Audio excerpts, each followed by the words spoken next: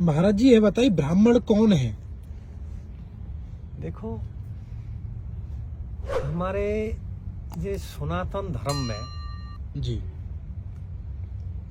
4 वर्णों सृष्टि हो गया जी शुरू से। जी ये ब्राह्मण, क्षत्रिय, वैश्य, शूद्र, ये 4 वर्ण है।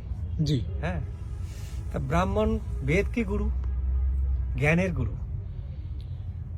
जी ज्ञान बटना ब्राह्मण के कर्म, जी और वेद अध्ययन, पूजा पाठ, शिक्षा, समाज को शिक्षा देना ब्राह्मण का कर्म है। जी जी तो क्षत्रिय जो है ये सूर्य वंश की है, तो इनका काम है राज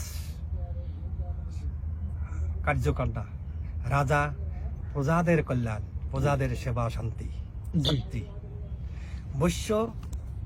वैश्यर काम है मतलब व्यवसाय वाणिज्य, जो वाणिज्यिक जो कर्म, ये वैश्यदेर कर्म है। शूद्र समस्त कर्म जैसे कुटीर शिल्प, खेती इत्यादि इत्यादि सेवा जो होता है, ये शूद्रों की कर्म है। जी कमार, कुमार, तेले, जेले, ताती, हाँ, जोला इत्यादि इत्यादि जो कुटीर शिल्प, ये शूद्र वंशधर होता है। महाराज जी जैसे मान लेकिन जी इसमें और एक ज्ञान मार्ग है, हाँ, ब्राह्मण का बेटा ब्राह्मण नहीं होगा, उसका अंदर ब्रह्मत्व ज्ञान है ही ना, तो कैसे ब्राह्मण है? जो ब्रह्म अर्जन करे वही ब्राह्मण।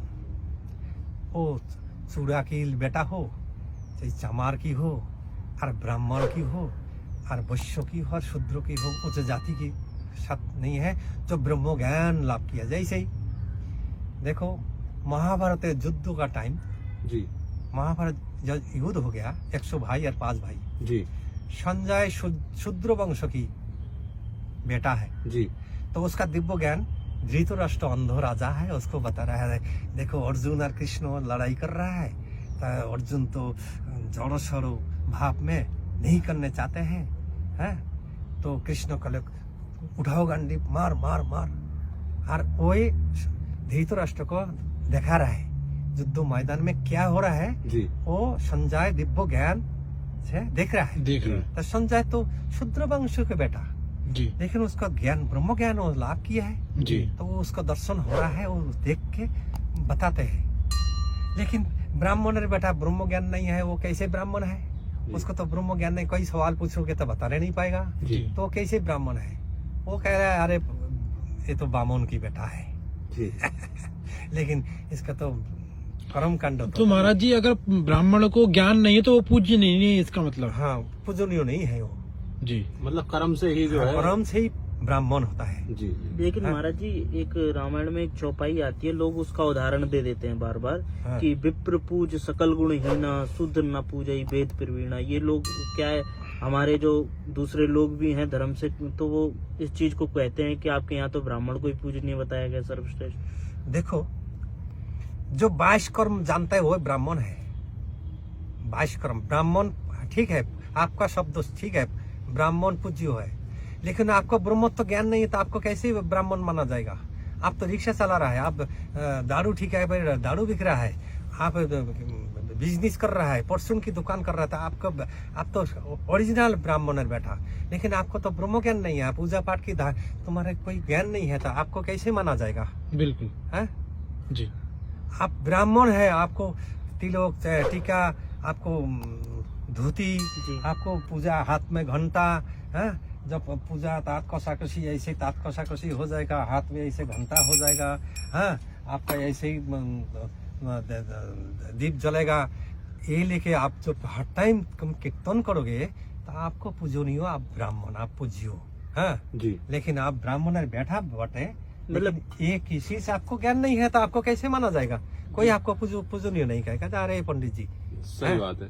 आचार्य भी उसे कहा जाएगा जो शिक्षित करे, जो शिक्षा दे। हाँ, जो शिक्षा नहीं देना जानेगा, आपको शिक्षा देने का ज्ञान नहीं है, तो आपको कैसे माना जाएगा ब्राह्मण? सही आपको पूजनीय कैसे कहेगा?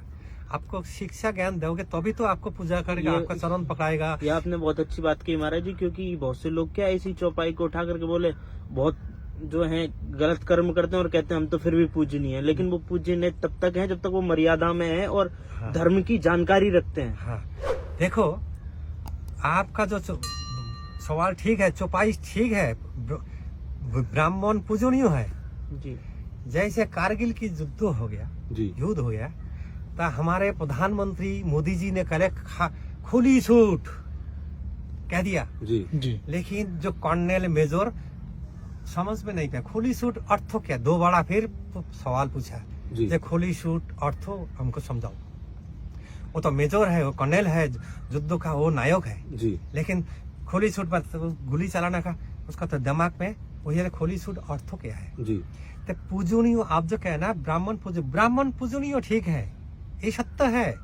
ये चौपाई लिखा है, चौपाई गलत नहीं है, चौपाई ठीक है, पूजनीय।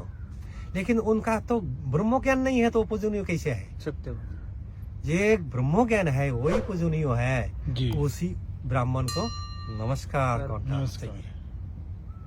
हाँ, आप उसे नमन कर सकते हैं, प्रणाम हाँ। कर सकते हैं, हाँ, लेकिन पूजनीय वंदनीय नहीं, मतलब वो तभी होगा जब उसमें कर्म हो। कर्म है। और और हमारे जो और जो जात के हैं और जो उनकी अगर वो ज्ञान रखते हैं तो वो पूजनीय है, हाँ, फिर वो पूजनीय है। हाँ, जैसे ही उदाहरण हमने दिया है ना, जी। संजय बिल्कुल। शूद्र वंश की बेटा है। बिल्कुल बिल्कुल। वो तो धृतराष्ट्र, अंधो धृतराष्ट्र को जो 100 भाई की बाप है, दुर्योधन, दुशासन, निशासन, कुशासन, इसका बाप जो अंधो धृतराष्ट्र, उसको ज्ञान दे रहा है कि कृष्ण और अर्जुन ऐसे हो रहा है। कृष्ण गुड़ा कृष्ण में बैठे हैं, धनुर्बाण नहीं उठा रहा है, क्यों?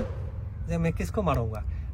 समझाए वहां से देख के वो धृतराष्ट्र राजा को समझा रहा है, तो उसका ब्रह्म ज्ञान है। जी वो तो शूद्र वंश की बेटा है, समझाए सत्य बात है। वो ब्रह्म ज्ञान लाभ किया है, वो समझा रहा है। ज्ञानी की और साधु की कोई जात नहीं होती। ना ना ना ना, ऐसे ज्ञान साधु की कोई जात नहीं। साधु कोई भी जात से हो सकता है। वो भी है ना, जात ना पूछो हाँ। साधु की पूछ लीजिए ज्ञान। ज्ञान मोल करो तलवार का, हाँ। पड़ा रहन दो म्यान। तो वही तो भगवान विष्णु गीता में क्या लिखा है? जब ममो अंश चतुर्वर्ण, तो मेरे अंश चारों वर्ण है। जी जी जी हाँ, किसी को बड़ा किसी को छोटा मैं नहीं करता, मैं तो सब मेरे शरीर से ही हुआ है, लेकिन कर्म से छोटा